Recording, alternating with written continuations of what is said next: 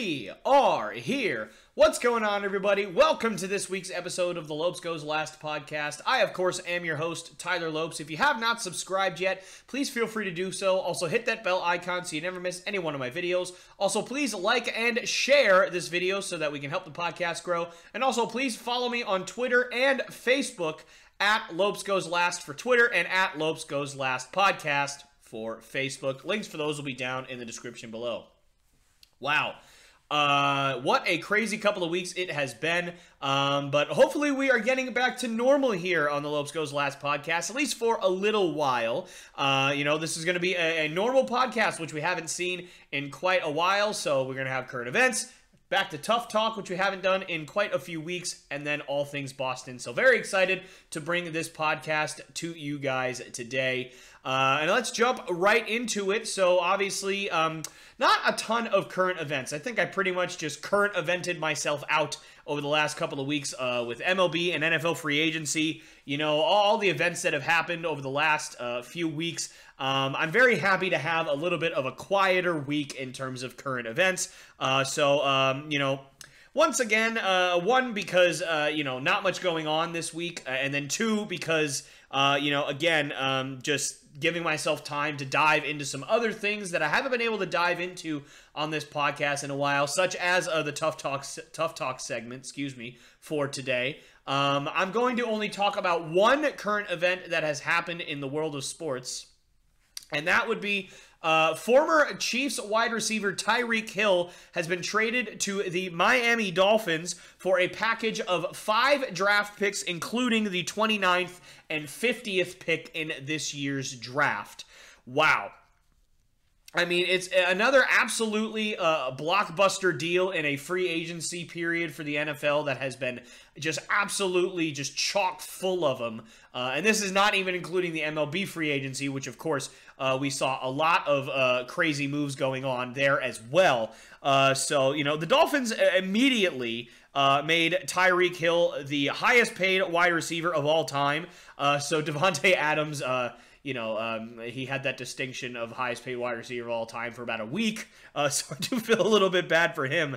I mentioned, obviously, just an NFL free agency, just chock full of big blockbuster moves. But this one feels a little bit different than the other ones to me. Both Tyreke Hill and Davante Adams, they have made their claims to be the highest paid wide receiver in the NFL, if not of all time. But both for completely different reasons. Both are vastly different in terms of their skill sets. Whereas Tyreke Hill is just a pure speedster, an absolute burner, a deep threat, who has developed enough of a route running game and enough of a technical game and has developed his hands enough to basically be just that pure deep threat. Although obviously, he has developed over the last couple of years an intermediate and short route game, at least enough in the Chiefs offense with all the spacing that they're able to get to be effective in that area. But essentially, he is basically at heart a pure deep threat. So unlike Tyreke Hill, who again is that pure speedster, Davante Adams' skill set is much, much different. Davante Adams has always lacked that, top-end speed. He didn't really run he didn't really run very well at the combine back when he got drafted. He's never really been that just pure deep threat that's going to get open deep. But what he does have is he has perfected his route running technique. He has absolutely perfected his ability to catch with his hands. And just basically his catch radius is insane. His best ability, I think, has been reliability. He's been that guy over the last 4 years that's going to stay healthy for the most part. He's also going to be able to get you 7 to 10 catches a game, if not more. And he's just going to get open, on the vast majority of his routes. He's just been very, very reliable over the last few years. So both are unique, and both in many ways are very, very worth what is being paid to them in terms of the money. So, why am I comparing the two? Other than the obvious, they both got traded this offseason. They're both Pro Bowlers. They're both two of the best wide receivers in the NFL. And, they're both, the two highest paid wide receivers in the NFL. Those are the obvious reasons why I'm comparing them. But why else am I comparing the two? The reason is simple. I believe that the Dolphins will regret this trade, whereas the Raiders will not regret their trade for the big-time wide receivers.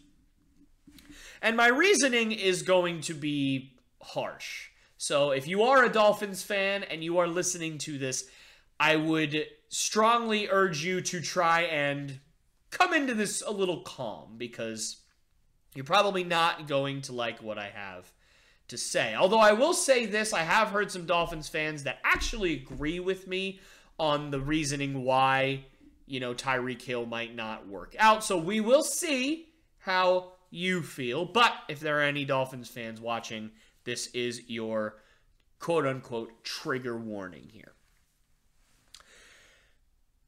What I'm not saying is Tyreek Hill isn't worth the money. He is worth the money, but here is the problem. He is worth the money right now. He's 28 years old, which means he's right in the middle of his prime. So certainly, if you were going to pay Tyreek Hill $30 million or more a year, this is the time to do it. But the problem is he's going to age. It only makes sense that when you age, your speed declines. That is just simply how the human body works. We have seen some speedsters in the past, such as Bob Hayes and Darrell Green, even Deion Sanders, stay in the NFL despite, aging and stay into the NFL into their early and mid, even late 30s at times, despite being pure speedsters. But the difference is that they were defensive backs. So much of the defensive back game is not about speed. It's about technique. And it's about understanding of, what's happening in front of you and being in the right position. Wide receiver, obviously, is a position that also is not purely about speed a lot of times. But in terms of Tyreek Hill, his game is pretty much speed. His number one weapon is and always will be speed.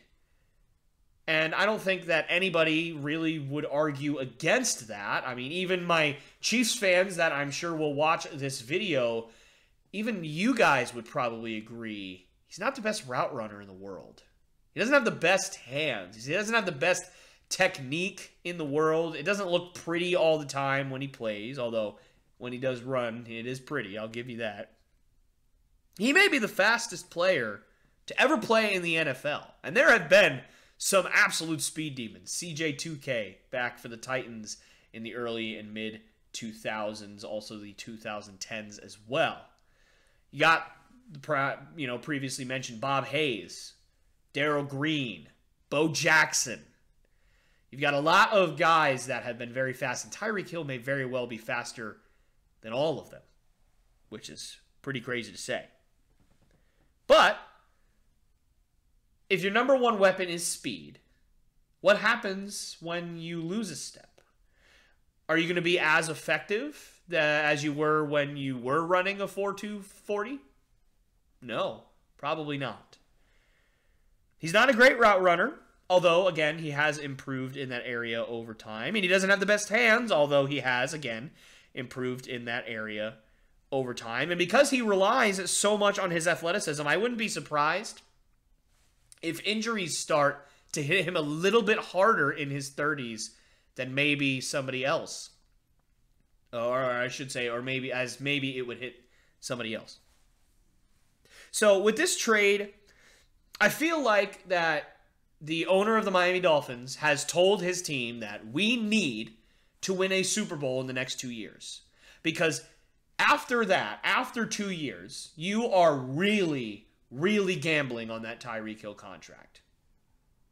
Now, I'm not saying that am I saying that Tyreek Hill is going to fall off a cliff at 30 and be terrible? No, of course not. I highly doubt that he will just completely fall off of a cliff at 30, or fall off a cliff at 30, excuse me. This isn't Madden, right?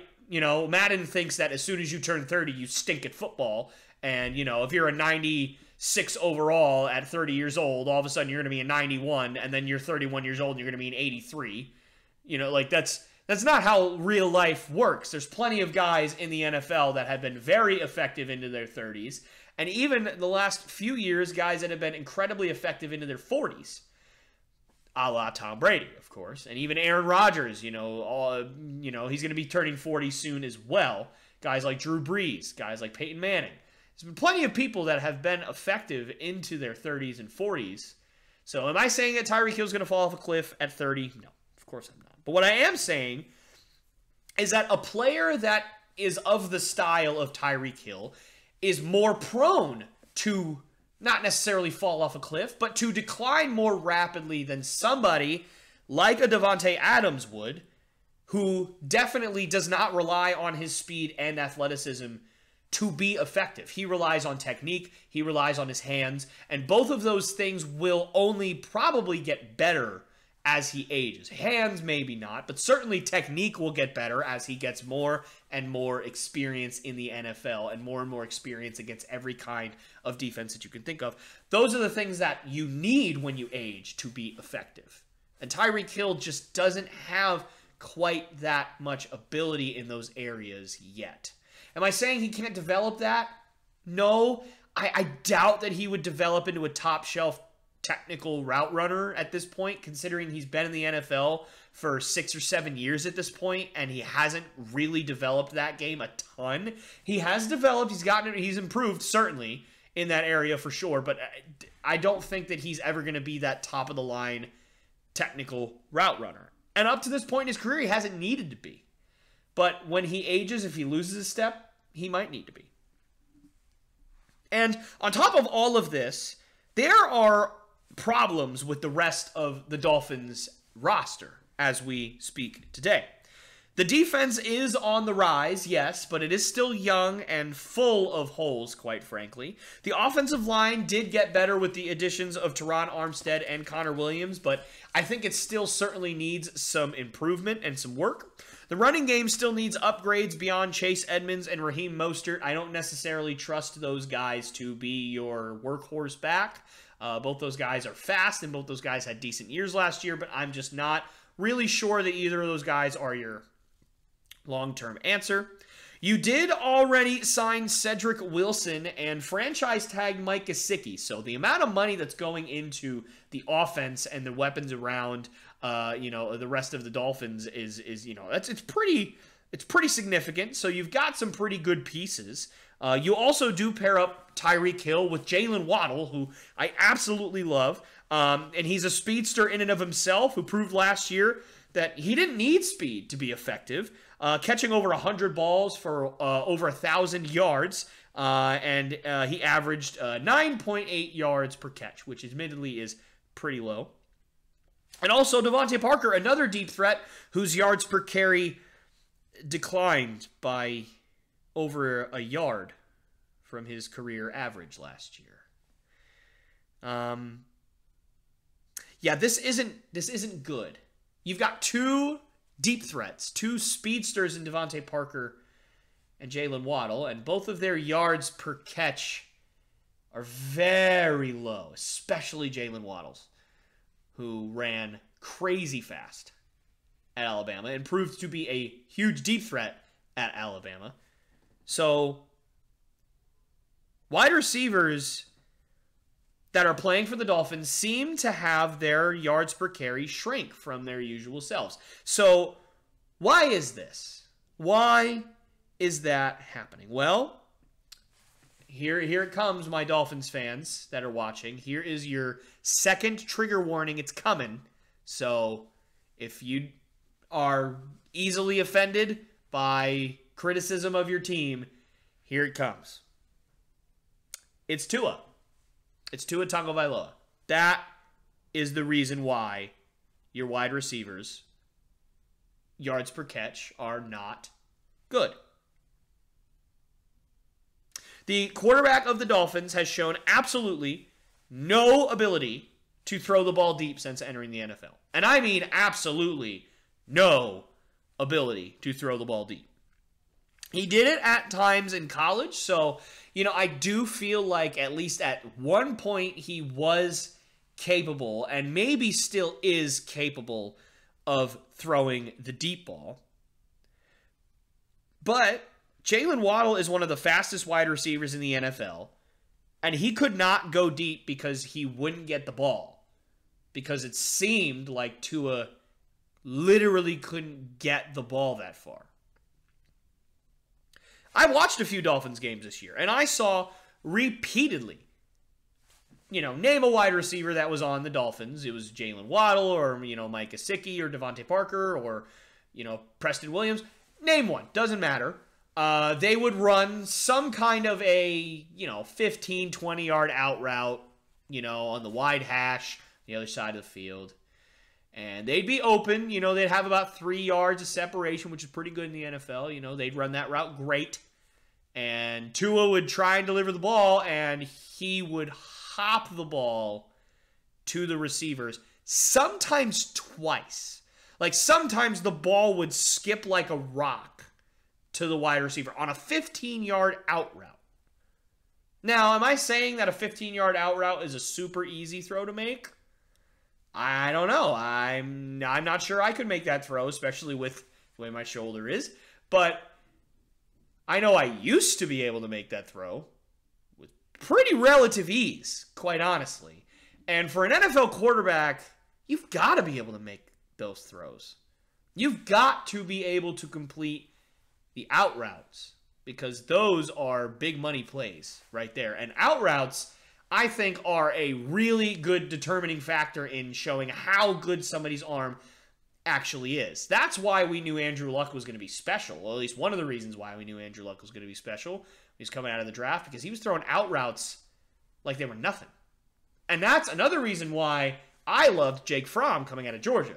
It's because he threw a lot of out routes at Georgia, and he threw them well. And I genuinely think that Jake Fromm should get a chance to play more in the NFL, but that's beside the point.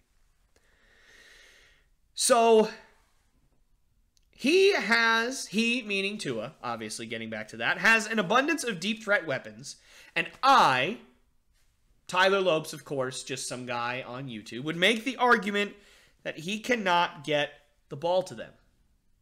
Which, at that point, you say, what good is all those weapons then? What's the point of having all of those guys around you if you can't get the ball to them? I don't think the Dolphins have a good enough team to win the Super Bowl over the next 2 years. I don't think Tua is the right QB for this team, given the rest of the personnel. And so, ultimately, I don't think Tyreke Hill's contract is worth it for the Dolphins if he cannot use his skill set to go deep and get the ball downfield consistently. So, whether it's his fault by kind of, running into a wall at 30, losing a step and not being as effective as he once was, or whether it's somebody else's fault, namely Tua or another quarterback or whatever, not being able to get him the ball consistently, I think that his contract will not be worth it by the end of it. And I don't think he'll last the full length of his contract in Miami. I really don't. But I'd love to hear what you guys think down in the comment section below. All right. Let's move on to Tough Talk. I'm very excited to bring Tough Talk back. It's been a while, and I have been waiting to do this one for a very long time. So, as a Red Sox fan, I am, let's say, contractually obligated to absolutely despise the New York Yankees. It's just a part of the deal when you're a Red Sox fan, and for all Red Sox fans, basically. And, there aren't many teams across really any sport that I truly hate. I'm not that guy that, is just loyal to my teams and hates everybody else. I know a lot of people that are like that, and I just don't find that to be very healthy. And I don't find that to be fun, because then you're missing out on so many great athletes and so much talent all around the country and all around the world, quite frankly. So I'm not really that guy that likes to do that. I don't really hate any other team in the Red Sox division, which I know, for people that are like the purists, like I root for my team and hate at least the rivals of those teams. That sounds probably pretty crazy to you, and that's totally fair. I understand, I do hate the Jets. So, but not really any other team in that division. I don't hate the Bills. I don't hate the Dolphins.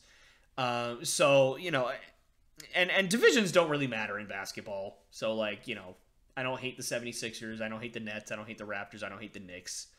They don't really matter in basketball. It's just, a matter of just kind of seeding and stuff like that. It doesn't really matter.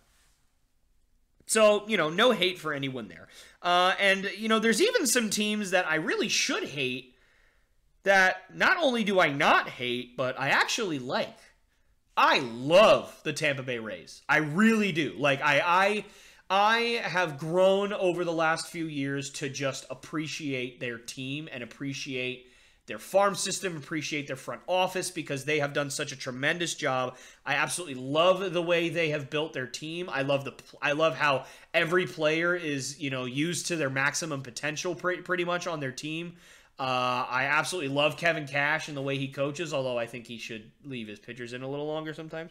But nonetheless, I love the way that they built their team. And man, do I want to see the Blue Jays play in person this year. I don't think I'm going to be able to. The closest stadium that I am to is Atlanta. And then other than that, it's, Florida, which is a very, very long drive, or, obviously a flight. And I'm not sure that that's worth it. But, I want to see the Blue Jays play in person, because they don't play the Braves this year. And so I don't think it's going to happen. The team is so stacked, and they have spent a long time rebuilding that team from their playoff run back a few years ago. So, it's just, how can you hate so many good players? Even if they are in your division, like, how can you hate that? How can you hate a team that's built like that? And they are going to play absolutely fantastic baseball for years to come. And, Kevin Durant's one of my favorite players in the NBA, so the Nets are always fun to watch. And there's plenty more examples that I could list, and I could go on and on and on all night, but I won't do that to you guys. I'm just a fan of great players. And as long as you have great players and you play the game with class, dignity, and respect, I will never have any hate towards you. Unless you're the Astros, because they don't play the game with integrity and class most of the time. At least they didn't. Maybe they do now, but nonetheless, I digress. But there is one exception to this rule. There is one team that I shouldn't hate, that I really shouldn't hate, because it doesn't make any sense, because they don't break any of the rules that I just mentioned. They have great players. They play the game with integrity and self-respect. And yet, I simply cannot stand to watch them play. And that team is the Los Angeles Angels. There may be no team, with the exception of the New York Yankees and the New York Jets, as I mentioned earlier, that I have hated as much for as long as the LA Angels.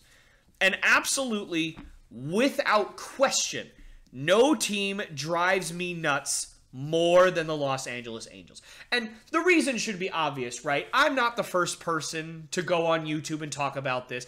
I'm probably not within the first 100 people to go on YouTube and talk about this very topic.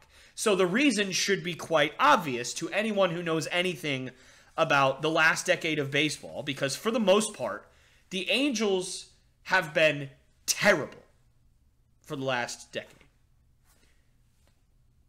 Or actually, more accurately, as I've discovered, maybe not discovered, but as I've looked into, because I'm probably not the first one to actually discover this, because you can just look up the statistics for yourself. But rather than being terrible, they have been painfully, cosmically average. And most of the time, slightly worse than average. There have been a couple of years of being slightly above average, or even, well above average. They did win 98 games one year in the last decade. But for the most part, they have been exactly horrifyingly average. And that's fine for a lot of teams. I'm sure the Pittsburgh Pirates would have loved to have been painfully average over the last decade.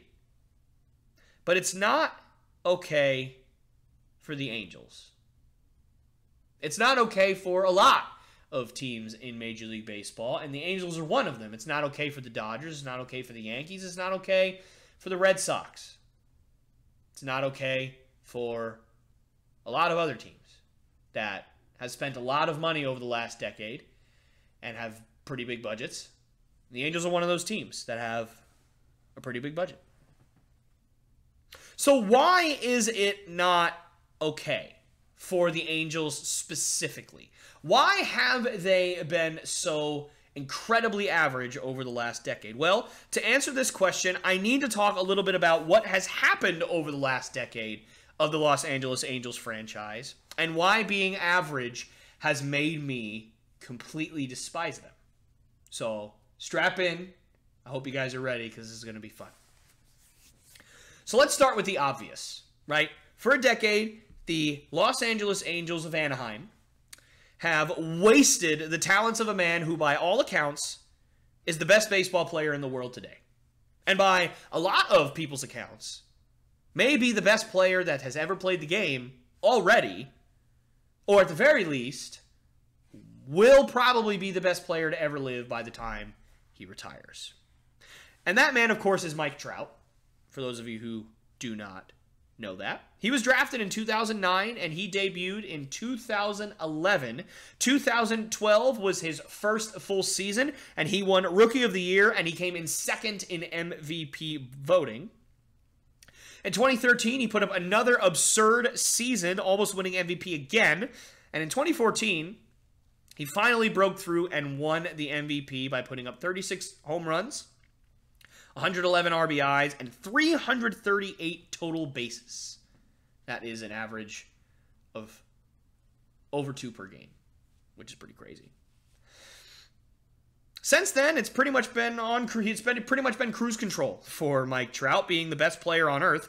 He won more MVPs, one in 2016 and one in 2019, and he never, in the last decade, has come lower than 5th in the MVP race in any year other than last year in 2021 when he only played in 36 games due to injury. But even before he got injured, he was on pace to put up the highest OPS and second highest OPS plus of his entire career, and I would not have been surprised if he had won another MVP. Although, of course, that would have robbed us of his teammate winning MVP, but I will get to that later. So, I wouldn't at all be surprised to see him return this year to MVP form and win another one, or at least be in the top 3 as he usually is. Oh, and by the way, Mike Trout's wins above replacement, which for those of you who do not know what WAR, or wins above replacement, means, it basically measures your, your ability to, not necessarily win games on your own, but it measures how many wins you as a player are responsible for at your position as compared to a quote-unquote replacement level player, which would essentially mean average player. So that's basically what that stat means. It's a good representation of how valuable a player is. It's not a perfect representation, of course. I don't think there ever will be a perfect representation, but it's pretty good in a lot of areas for sure. So his wins above replacement currently, as we stand, sits at 76.1 wins above replacement, which ranks right now 47th of all time. That's pretty good in and of itself. Obviously, when you're 31 years old and you already are in the top 50 for wins above replacement of every player ever, that's incredible. From 2012 to 2019, he put up 71.9 WAR. So before the COVID season from 2012 to 2019, he put up 71.9. He had like a .2 WAR in 2011 or whatever it was, so I didn't really necessarily feel the need to count that. That is an average of 8.99 in every full season that Mike Trout has played. So I think it's fair, 8.99. For simplicity's sake, let's round up to 9 WAR. I think that's fair to do. I think it's reasonable. So in another universe, let's say, where COVID doesn't happen and he plays a full season, and then in 2021, he doesn't get hurt, and he plays a full season.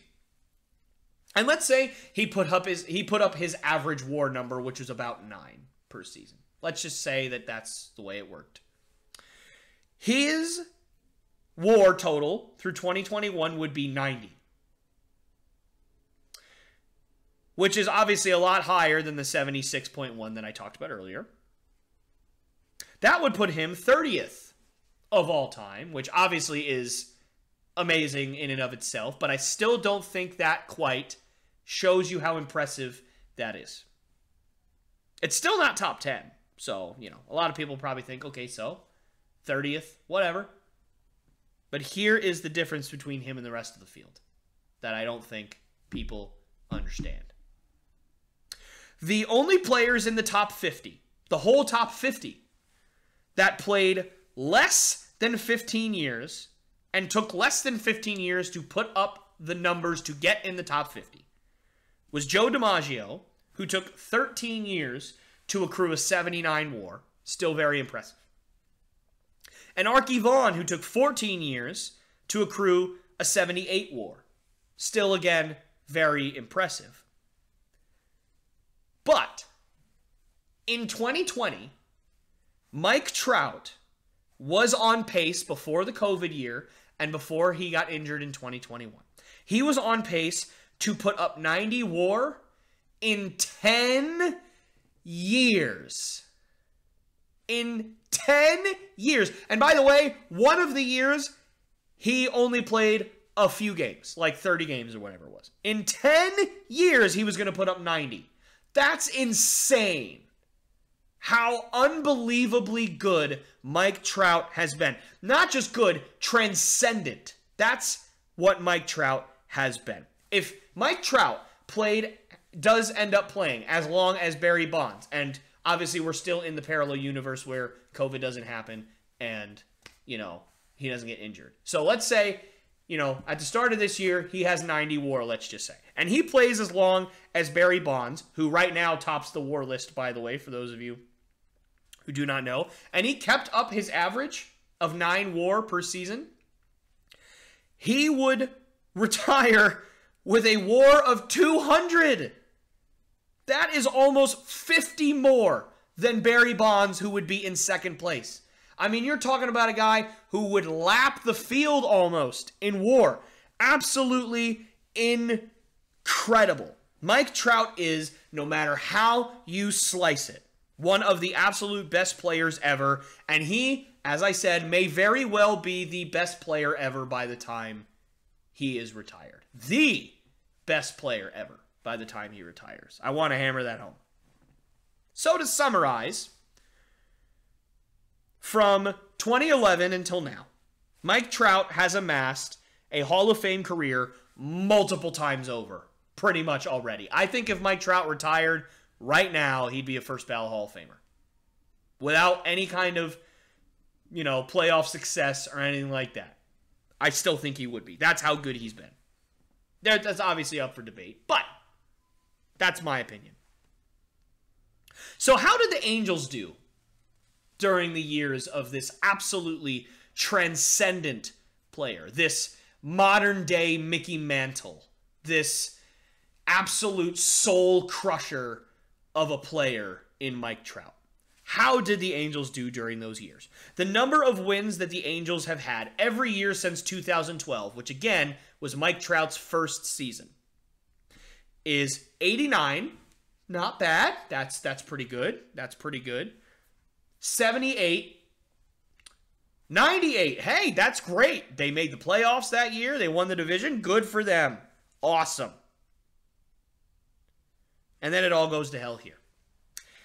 85, 74, 80, 80, 72. Then they went 26 and 34 in the COVID year. And last year, in 2021, they won 77 games. In case you're like me and you aren't really good at math, the average baseball record, which means to me, in this context, an exactly 500 record. So literally average, you're not good, you're not bad, you're literally 500 at the end of the year, is 81 and 81. That is the record you would have to have. You'd have to win 81 games to be exactly average. So let me read you the numbers again. since they made the playoffs in 2014. 85, 74, 80, 80, 72. The COVID year, we'll skip that because obviously, you know, the record's a little finicky because it was only 60 games. 77.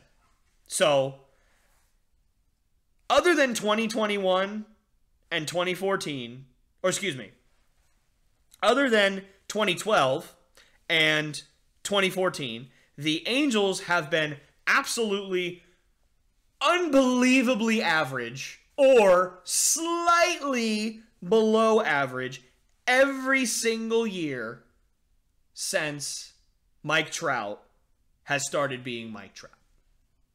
So, what's happened? Obviously, we all know that baseball can't be won by one man. Just ask Barry Bonds, who never won a World Series despite ripping covers off baseballs for 20 years.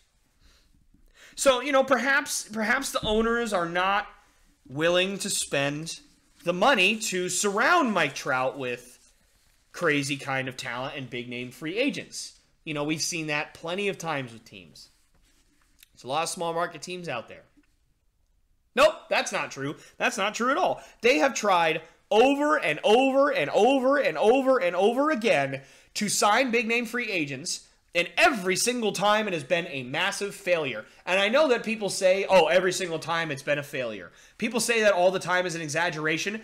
I am going to give you the proof. I'm going to talk to you all about every single big-name free agent or big-name trade that the Angels have made since 2012, and I will show you how much they have been a failure. Just in case you guys are skeptical of this. Let's run down the list, shall we, of big money free agents and big money trades that the Angels have made since 2012. Let's do it, okay?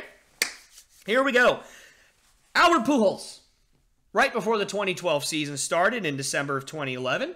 And then they also traded for Zack Greinke at the trade deadline in that season. But they let him walk, which is pretty bad considering, spoiler alert, he's the only one that performed even remotely well out of all of these players that I'm going to name. Josh Hamilton, right before the 2013 season, signed for somewhere around $160 million. And they also traded for postseason hero David Freese after the 2013 season. They traded for, they traded for a slick-mitted Andrelton Simmons after the 2015 season, and they also traded for both Brandon Phillips and Justin Upton during the 2017 season. And then, after that, they also signed another second baseman in Ian Kinsler for big money, and they also traded for all-star Zach Cozart, who was also a second baseman / shortstop. I'll give credit where credit's due. They did sign Shohei Ohtani during this offseason back in 2017 from Japan. So, credit where credit is due. That was a fantastic signing, obviously. They then signed Anthony Rendon after the 2019 season. And other than that, there's nothing else to report. So that's all their big moves. Anybody notice anything weird out of all of these other than they all ended up being poo? I do. I definitely noticed. So teacher, call on me. There's one pitcher. Out of all these signings, Zack Greinke is the only pitcher. And ironically, the only one that actually performed well. For those of you who do not know, Albert Pujols put up a couple of decent seasons in Los Angeles, but was never able to regain the form that he had in St. Louis. By the way, he just did go back to St. Louis today, so that's a really nice, heartwarming thing for you guys. But anyways, back to the sadness. He never really regained his St. Louis form in L.A., injuries ended up really hurting him, and now he has basically become synonymous with wasting a contract. He's basically just been a waste of $35-40 million every single season for the last 5 years, and it's been really, really sad to watch. Josh Hamilton ended up going back into rehab multiple times. I don't even know if he ended up finishing one season with the Angels, and he ended up being traded right back to the Texas Rangers where he originated. David Freese hit a wall hard after the 2013 season. He was a 2011 World Series hero, obviously very famous hit a game-tying triple in Game 6, and then the walk-off home run in Game 6. It ended up sparking the St. Louis Cardinals comeback in that World Series. But by 2013, he had proven that that was more of a bit of a one-hit wonder kind of deal. He stuck around for quite a while after that, but he was never very effective. He didn't last very long with the Angels either. Andrelton Simmons, great defensive player, always has been. I think the Angels wanted him to develop with the bat. Never really did. And he was gone a few years later as well. Brandon Phillips, a guy who, quite frankly, if you forgot that he played for the Angels, I would have forgiven you because I did too. That's how bad he was. Brandon Phillips was a phenomenal player back in his day, but when he was with the Angels, it was quite literally very, very forgettable. And also Justin Upton, his contract is still a big waste of time. He's being paid $20 million to stink and not be able to play defense. Injuries have really hurt him. His power has been there sometimes, but that's basically it. So he hasn't been worth the contract either. Ian Kinsler, another guy that, quite frankly, I don't really know what he did with the Angels. He didn't really do anything of worth. Never. It's just one of those things where you go, oh, right, yeah. I remember those pictures of him being on the Angels. He never really did much. And Zach Cozart, my God. I mean, that man fell off a cliff. He was an all-star, and then he went to the Angels, and he just stunk. I mean, a lot of these guys kind of stunk, but he stunk. I mean, I don't even remember him playing more than a handful of games for them. I mean, it just was not good at all. And then Anthony Rendon, big signing in 2019, hundreds and hundreds and hundreds of millions of dollars to sign this guy, and he's put up below average seasons every season since he has been there. He's also been injured quite a bit. So literally every person other than Zach Greinke, who put up a 2.3 ERA in his starts with the Angels, just all of them performed miserably. So out of all of the moves, as I said, there was one pitcher, and that is, of course, Zach Greinke. They got him for a year, and they let him walk. He left for the crosstown LA Dodgers, where he ended up winning another Cy Young. Every single one of these players involved a big-time bat, and you know what else I've noticed? As I've said, every single one of these players is a flop. All of them. It's just ridiculous. Every single guy on this list put up their worst career numbers for the Angels. Hamilton, Phillips, Cozart lasted a year, and the rest stunk. And they ended up leaving in free agency, or they ended up being traded away. And these aren't minor signings, by the way. For those of you who are thinking, okay, so they were good players, but maybe they got a good deal for some of them. Nope, these were all big money signings. These were all guys that were, making $10+ million, some of them 20, 25, 30, even 40. Maybe not quite 40, but $30 million a year. And, what happens when you have big contracts like that and they don't perform is the rest of your team has to, basically be comprised of draft picks, which the Angels have not been great at developing, or they just have to be average, low-money, big league players. And so when your big name guys aren't performing, the rest of your team is going to be mediocre. And their pitching, is what gets me more than anything. And you know what the funny thing is? Not because it's horrible. It's actually not horrible. It's not good, but it's not horrible. The reason why it gets me is because, once again, it is amazingly and, again, painfully, vomit-inducingly average. Here are their wins above replacement ranks for their pitching as compared to the rest of the teams in the MLB, again, since Mike Trout's first full year in the majors in 2012. So, again, just to clarify, this is the ranking for the team, the pitching wins above replacement, in terms of where they ranked in the MLB 1 through 30 through those years, 2012 to this past year. All right. In order, 23rd, 24th, 13th, 18th, 29th, 20th, 21st, 26th, 15th, and 13th in the MLB. Obviously, some seasons are worse than others. There is a 29th place out of 30 in there. Not good. 26th out of 30, also not good. But the rest of these, 23rd, 24th, 13th, 18th, 20th, 21st, 15th, 13th. I mean, you're talking about... And WAR, by the way, it's a stat, especially when you're comparing team wars, that can really just be super duper close. The difference between 13th place and 20th place might be 0.3 WAR. Like, very, very, very small increments you're talking about here. So, don't look too much into, oh, well, obviously 21st is worse than 13th. Yes, obviously it is, but you're talking about real small increments here. They're basically just hovering within one standard deviation away from average every single year.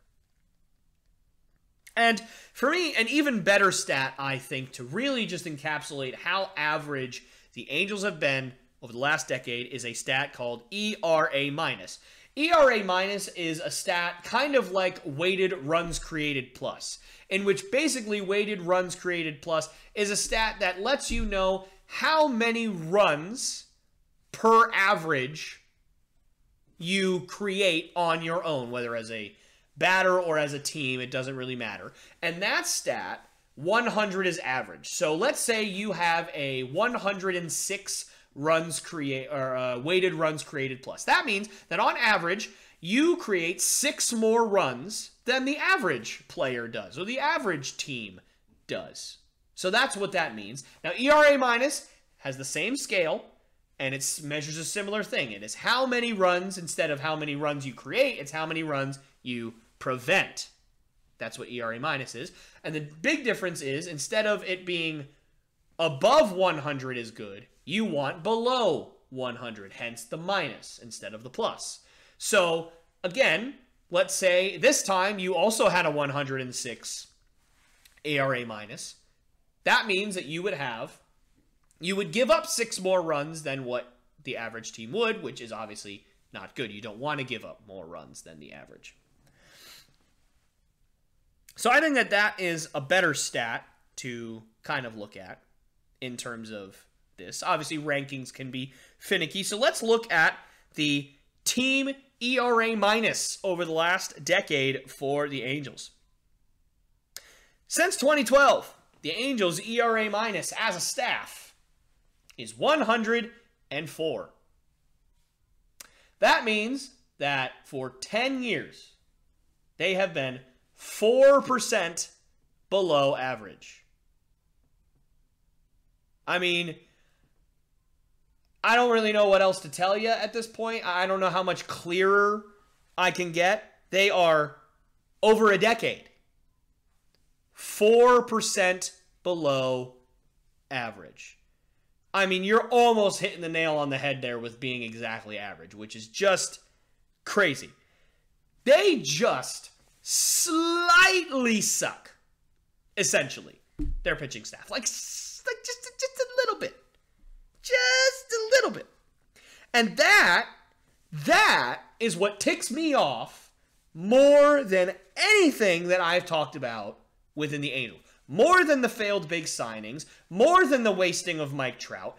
It is the fact that the Angels can't decide whether they are good or whether they are bad any given year. They don't want to decide. One of my biggest pet peeves in sports is when a general manager or an owner or a president, whatever the case is, it depends on the sport, puts their team in purgatory. And what I define as, NBA, MLB, or NFL purgatory is when your team is good enough to make the playoffs every year, but never has a dream of being good enough to win the championship.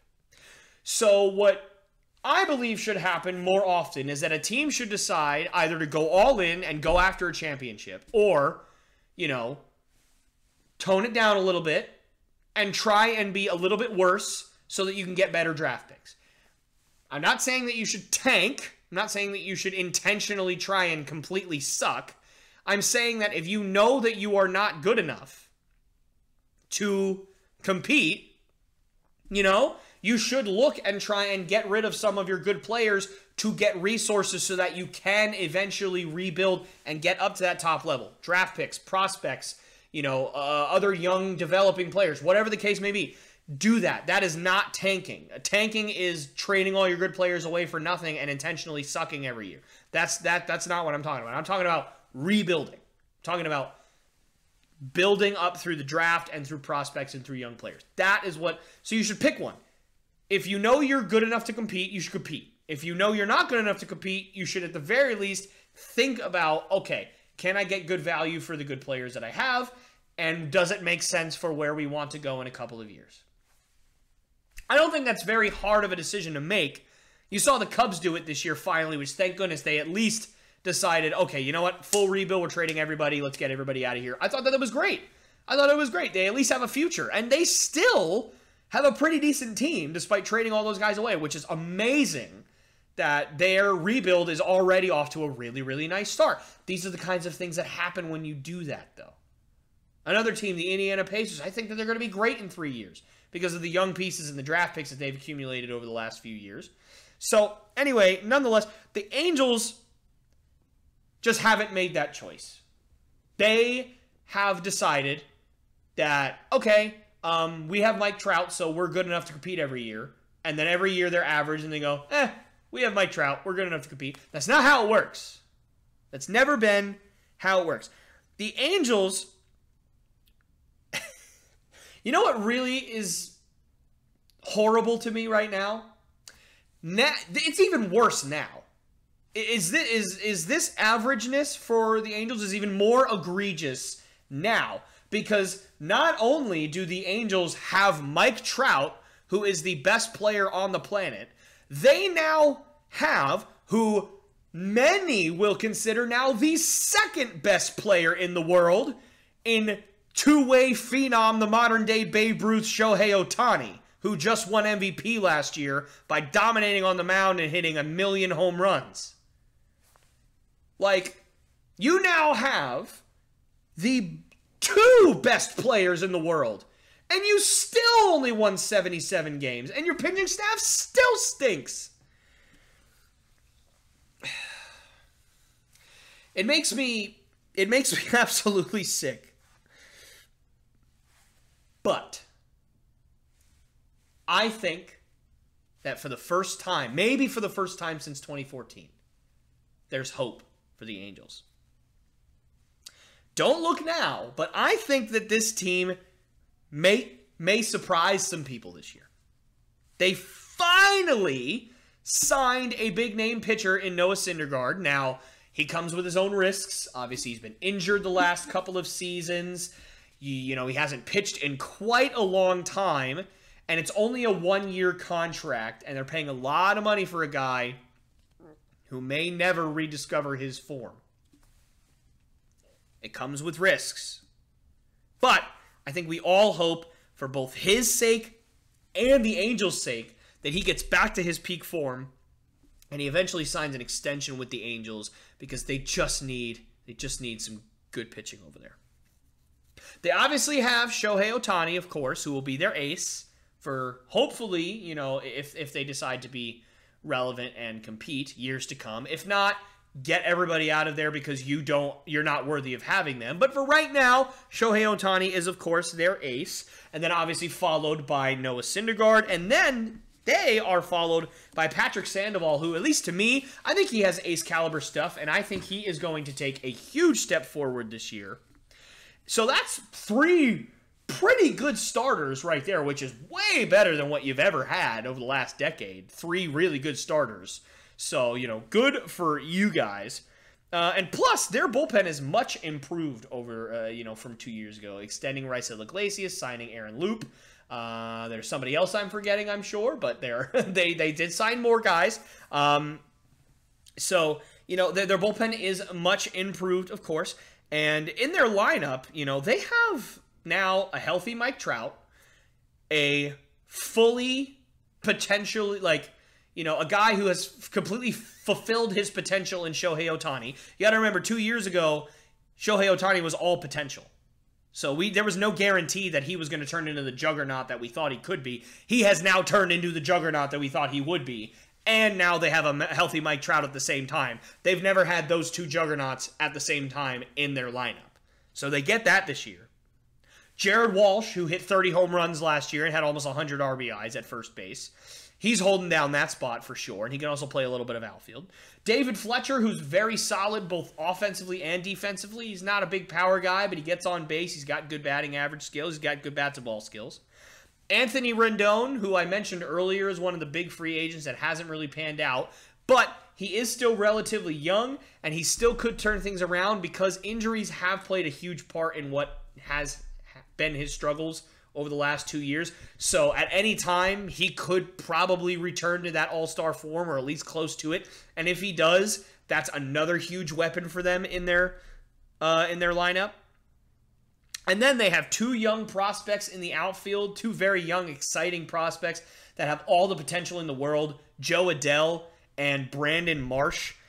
They, at least on paper, could really do some things this year that, you know, I think that they definitely could at least take one of the wild card spots, especially with the playoff expansion happening this year.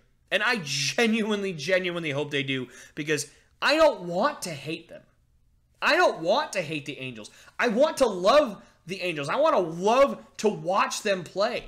I want to love to watch Mike Trout and Shohei Ohtani play at the same time. I want to love to watch Noah Syndergaard throw 100 miles an hour. I want to love to watch Shohei Ohtani pitch. I want to love to watch Patrick Sandoval pitch. I want to just love to watch the Angels. And I only hate them because they cannot get out of this rut that they have been in of being average. They are the Jeff Fisher of baseball.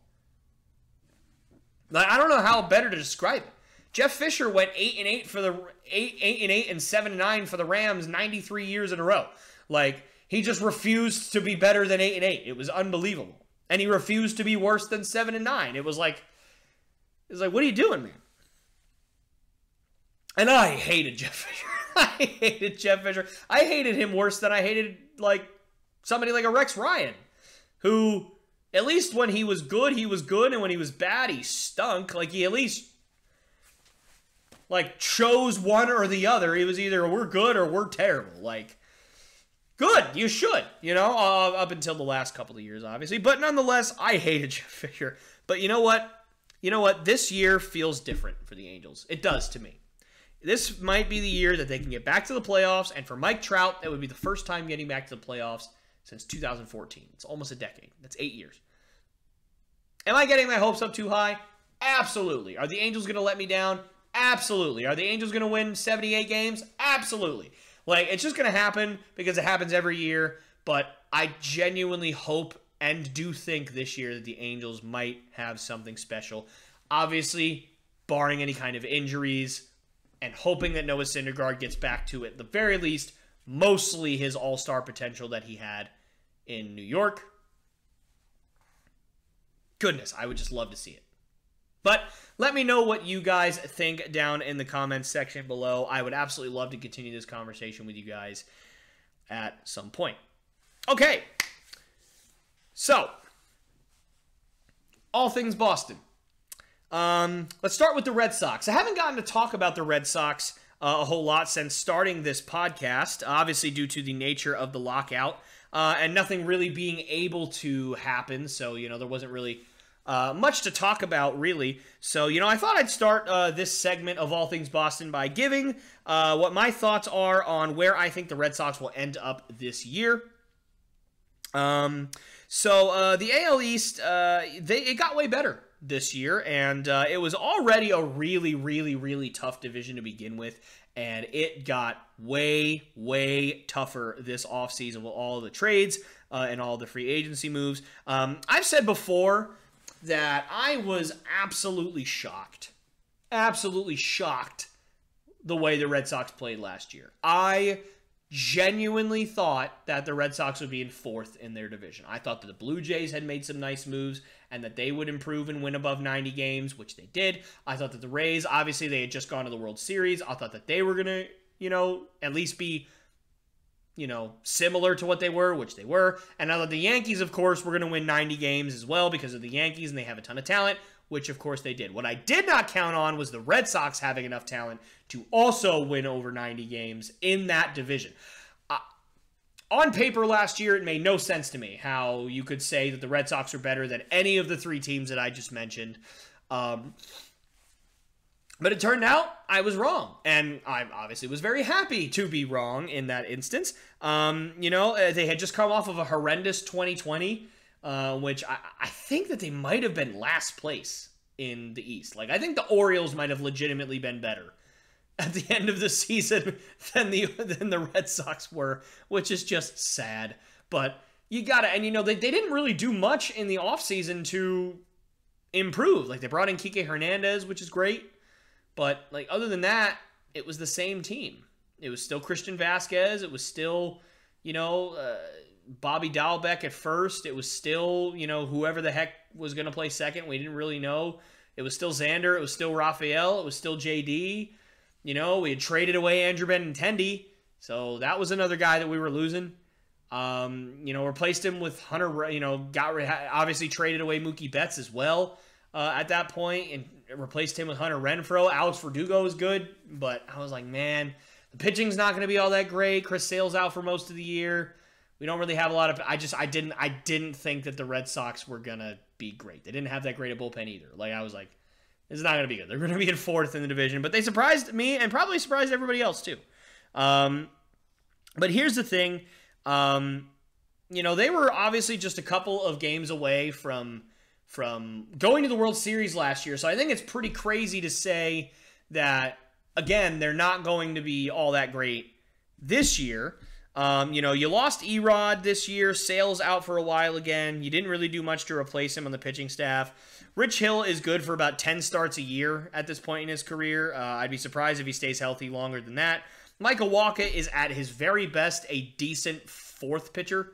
I mean, I don't really see him being much more than that. And James Paxton probably isn't going to pitch this year after getting surgery again on his throwing arm. So your rotation to start this year is Nate Eovaldi, Tanner Houck, Mick Pivetta, Michael Wacha, Rich Hill. That's your 5. That's not great, obviously. And if any of them get hurt, I don't know what you're going to do.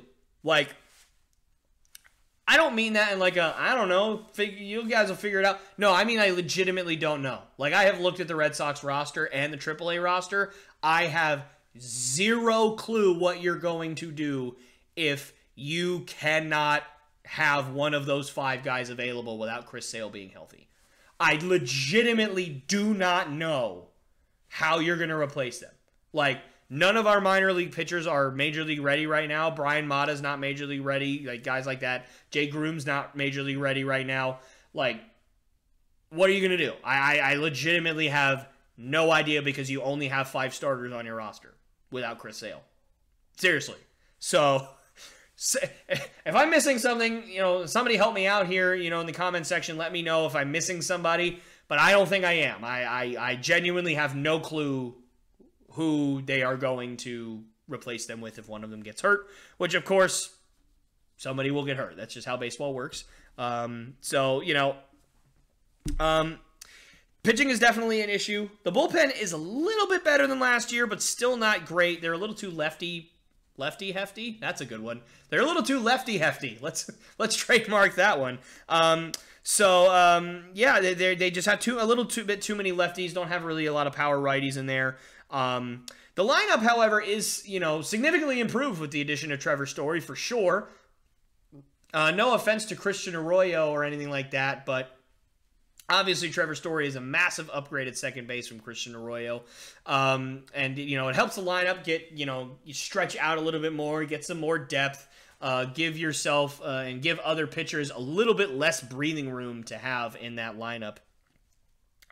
Even with the loss of Kyle Schwarber, I think Bobby Dahlbeck has a good chance to really step up this year. I thought he'd step up a little bit more last year, but it just didn't happen the way I think Red Sox fans really wanted it to. But with a season under his belt, hopefully he made some adjustments with the extended offseason, and he'll be able to, more consistently showcase the power that made us fall in love with him in the first place. And if not, Tristan Casas is waiting in the wings. I'm sure that he could play designated hitter or first base at the end of the season, which I'm very excited about as well. But nonetheless, you got that, and then obviously, I think we're all hopeful that Jarren Duran takes a step up this year and fills that third outfield spot. Because if you don't, then Jackie Bradley Jr. is going to be your right fielder this year, and that means your 9-hole hitter is going to hit 190. And I don't think anybody wants that, especially in an AL East where pretty much every lineup 1 through 9 is dangerous, except for, maybe the Orioles, unfortunately. Sorry, Orioles, but, the lineups are insane, and if you've got a weakness in your lineup, then it's going to show. It's going to be there, and the pitching is going to be able to exploit it.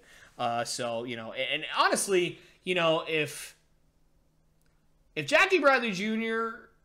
turns out to be the right fielder for the entire season, then Jarren Duran must absolutely stink, and we should get rid of him. Like, that's how little I believe in Jackie Bradley Jr. this year. I think he hit 140 for the Brewers last year. Like, it was in, like, almost a full season. Like, it wasn't like he had 85 at-bats. Like, he played in a lot of games and still hit 140. Like, he's not good, guys. He's just not a good hitter. And if that guy is better than Jarren Duran, then there's something horribly wrong with Jarren Duran, and he needs to be traded. That's how I feel. I could be over-exaggerating. I do that quite frequently. But here I am. I'm saying it. If by the end of this season, Jarren Duran does not take over full-time in the outfield, then he should be traded away because he's just not the guy. I'm sorry. So, where do I think the Red Sox are going to end up this year? With all that being said, obviously they improved their lineup a little bit. Their bench is going to be, reasonably good this year. Obviously, maybe not quite as deep, but the pieces that you have on your bench are pretty good. Kike Hernandez is going to be able to full-time play center field, be able to focus on that position with Trevor Story at second base. You've got a pretty decent outfield in terms of defense with Verdugo and Jackie Bradley Jr. out there. Obviously, JBJ is at least very good at defense, and he has a good arm. And if he's not out there, Jarren Duran is very, very fast and has a great glove himself. So certainly you wouldn't lose a ton there in terms of defense. Your pitching still needs a lot of work. Your bullpen still needs a lot of work. I don't know how that's going to hold up this year. So my prediction is the Red Sox will win 92 games and finish third in the AL East, although I do think that they will miss the playoffs. And it will not be because they are not a good enough team. I think that it's just because the two teams that will be ahead of them in the AL East will also make the playoffs, and I also think that there are a bunch of other teams that made more improvements this year than the Red Sox did, like the Rangers, the Blue Jays, the Mariners. Those are the three that really come to mind. None of those teams made the playoffs last year, and I quite frankly think at least two of them will make the playoffs. I think the Blue Jays are almost a shoo-in to win the AL East this year, barring just absolute catastrophe and just injury bug just sweeps the whole team away. I think that they're pretty much a shoo-in to win the division this year with all the talent that they've added at every level of their team, in the bullpen, in starting rotation, and in the lineup. I don't think that anybody in the AL East is better than them right now. Even the Rays, I don't think that they're better than them right now. And I do think the Rays are going to still finish, with 95 to 100 wins this year. I still think that they're great. Obviously, Wander Franco is an absolute stud. So I think that at the very least, the Blue Jays and the Mariners are shoo-ins. And I also think the Rays are going to make the playoffs. So, certainly I think that, it's going to be really tough for the Red Sox to make the playoffs. Again, especially with the Mariners, the Angels, the Blue Jays, the Rays. Even the Yankees might even be, a team that might be better than the Red Sox right now. We say that pretty much every year, and then the Yankees always end up disappointing, which, yay. Let's hope that happens again. But, you know, I just don't see the Red Sox being better than all of those teams. I just don't think that they did enough. I don't think they have enough pitching to be better than those teams, especially when you have to play against the Blue Jays, the Rays, and the Yankees as many times as you do. I just don't think it's going to happen. But this is going to be one heck of a season for the AL East. I mean, who wins the division and the wild card spots in the AL and in the AL East is completely up in the air. I mean, it's going to be such just a feeding frenzy this year. And quite frankly, every team in the AL East except for the Orioles has a chance to win the division depending on how things shake up. Injuries obviously could play a huge part. I wouldn't be surprised if the Yankees just show up and win 110 games. Like, I could see it if Luis Severino comes back and starts being the ace that he used to be. Garrett Cole shows up, their bullpen steps up, and their lineup, you know, starts to figure it out a little bit more and has a little bit more depth at the left-handed side. You know, they won't be just that team that you can throw sliders against and strike them out 17 times a night. You know, maybe it'll drop to like 14, which will be nice. But, you know, every team in the AL East has a chance to win the division. And so I'm very excited to see what's going to happen. It's going to be an absolute blast all year long. All right, so let's talk Celtics. You know, I plan on this being a little bit more positive than what it's going to end up becoming. But obviously, with the news of Robert Williams tearing his meniscus, I do have a little bit of a sour taste in my mouth because he's a very, very important part of the team, but I'll get into that later. But I watched the game against the... Oh, goodness. Who did they play? Wow. The Minnesota Timberwolves. I can't believe I already forgot. That's great. We're doing great out here. So, you know, the Minnesota Timberwolves, one of the best teams in the NBA over the last handful of games, and they just got absolutely run off the floor. The Celtics are just running teams off the floor every single time they play, and it's just an absolutely beautiful thing to watch. So, you know, how can you not be happy as a Celtics fan with the way that they've been playing? At the time of this recording, the Celtics are either in sole possession of first place in the East or tied for first place in the East or a half a game back for first place in the East, depending on how all of the games shook up today. So, future me, did the Celtics win today, and are they first place in the East? Yay or darn. You know, obviously I don't really know. But either way, the Celtics are on an absolute tear. And, you know, I wouldn't be surprised if they ended up finishing at the number 1 seed, even without Rob Williams. I just think that they're playing so well that I think that they still would manage to maybe pull out some games here and there and hold that top seed. You know, they're just running teams off the floor with very few exceptions, and it really doesn't matter who they play right now. And, you know, a few weeks ago, I said that I thought that the 4th seed would be a reasonable place for them to finish, and I think that's a little bit more reasonable now that, you know, Rob Williams is injured, so I wouldn't be surprised if the Celtics kind of fall off a little bit as the year comes to a close because he is such a huge part of the team. But I think it's also reasonable that they could finish way above the 4th seed, which I think is just amazing, the turnaround, because I've never been more happy to be wrong because, and I'm getting emotional because I love basketball, guys. I love it so much, and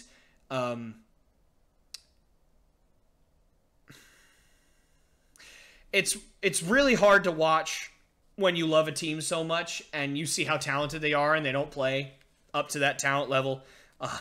Obviously, I think the Lakers fans are feeling me right now, just the way that they're playing. They might not even make the playoffs this year, which is just crazy that a team with LeBron and Anthony Davis might not even make the playoffs. And Russell Westbrook. So, just absolutely insane.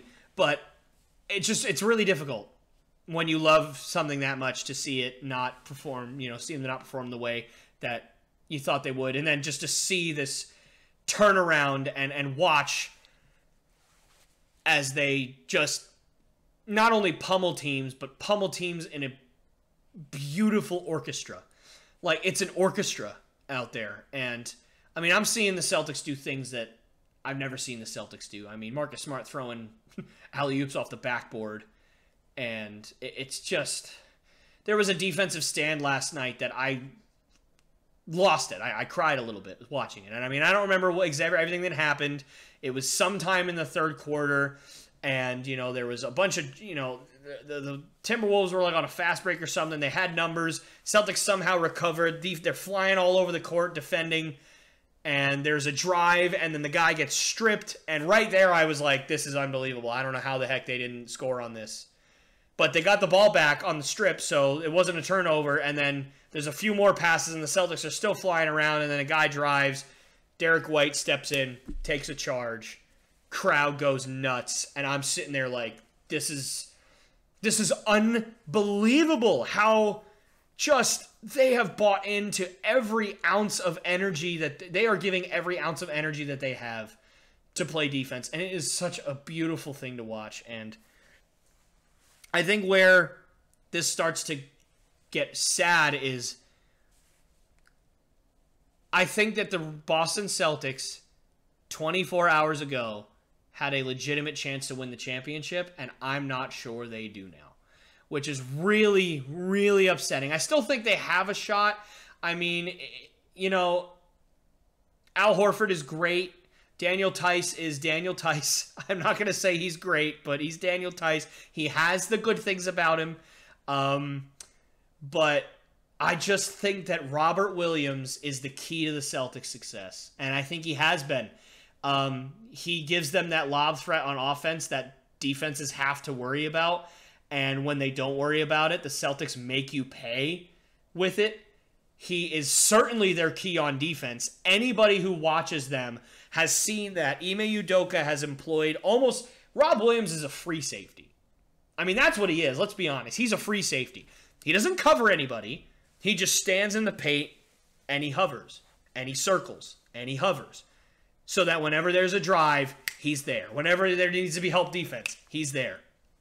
He'll go and he'll guard guys on the perimeter, of course, when he needs to. And he does it very well. But without that guy that's going to block 3 shots a night, that's your free roamer in the paint, Celtics defense doesn't work nearly as well. Because, you know, guys can't stay in front of their man every single possession for every single thing, but when their man does beat them, Rob Williams is there to clean it up most of the time. His field goal percentage against within 5 feet of the rim, I think is number 1 in the NBA right now, and you just cannot replace that. I mean, you just can't. Celtics, they're going to be okay. They're not going to be as good without him, and I don't know what the future holds. So,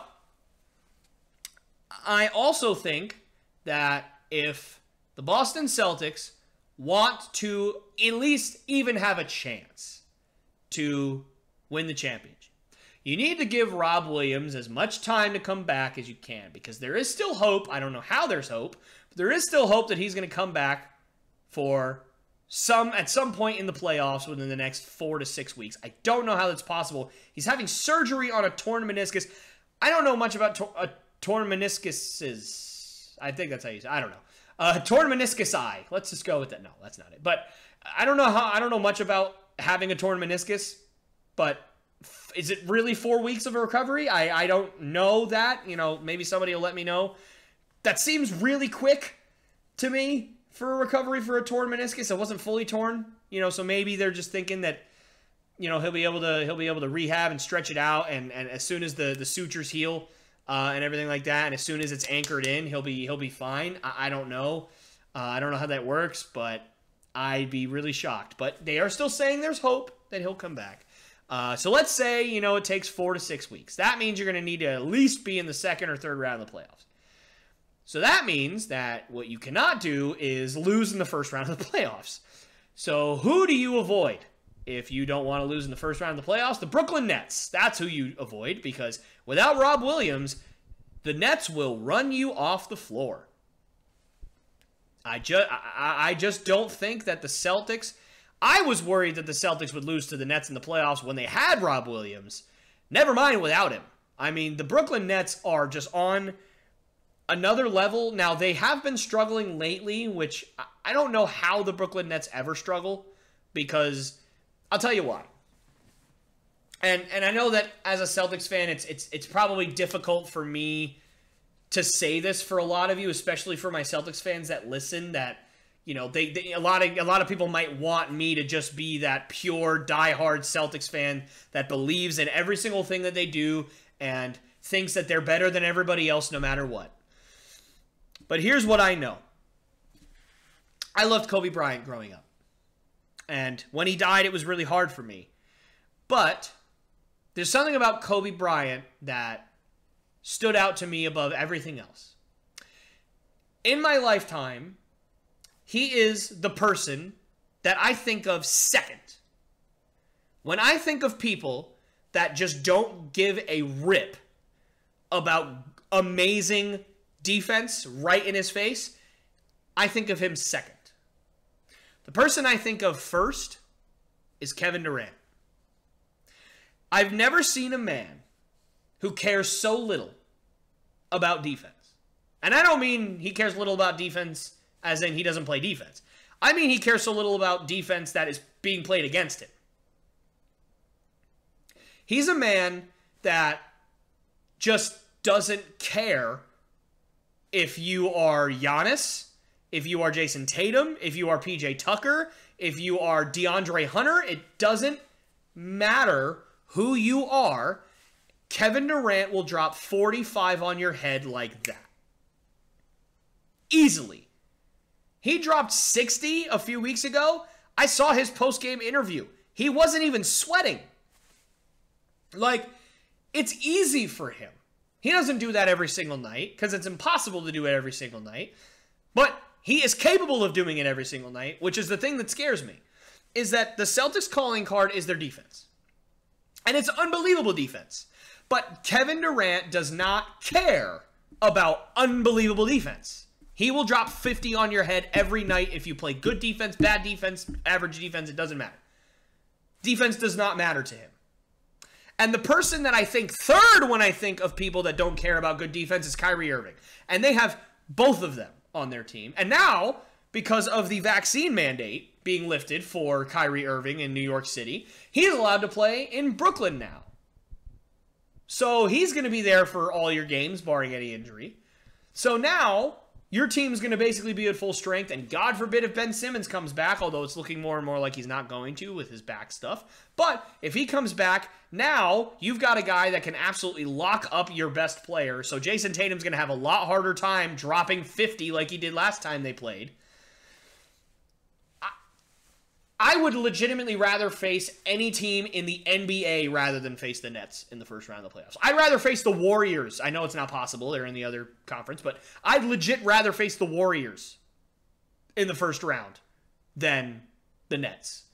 Now, I might be blowing it way out of proportion with the Nets, but Kevin Durant scares me so much that that's how I feel. I'm not joking. Like, you can call me crazy all you want. That's totally fine. I'm sure people will call me crazy for that. But the Brooklyn Nets scare me so badly because I genuinely believe that the Boston Celtics could play the best defense that this team has ever played and still give up 135 points a night. Because you could have 11 hands right here on Kevin Durant and Kyrie Irving, and they will still drop 30 apiece. That's just the way they are. Now, they might not drop 30 apiece if you play that kind of defense, but they might. And without Rob Williams, I don't know. I think you just need to avoid the Nets at all costs. So, does that mean that you have to get the third seed to guarantee that you don't? I'd rather play the Raptors or the Bulls or whoever is going to be the 6th seed in the East.